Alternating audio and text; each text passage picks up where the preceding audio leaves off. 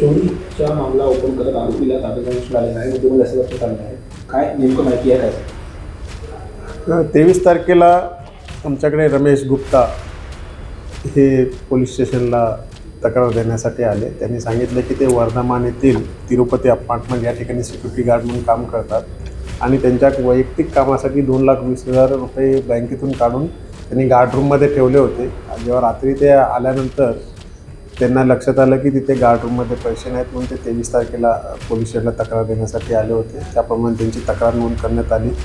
तक्रार नोंद करून तिथेच आमच्या DB पथकाने मान्य DCP मान्य ACP यांच्या मार्गदर्शकाने तपास चालू करून तिथले CCTV आणि इतर माहिती गोळा करण्याचा प्रयत्न चालू केला असता अशी माहिती प्राप्त झाली की त्याच बिल्डिंगमध्ये ड्रायव्हर म्हणून काम करणारा आरोपी याने त्याला लक्षात आलं की इथे पैसे ठेवले, त्याने ते पैसे काढून चोरी करून गेलेला आहे. त्याप्रमाणे त्या ड्रायव्हरला आपण अटक करण्यात आलेली आहे.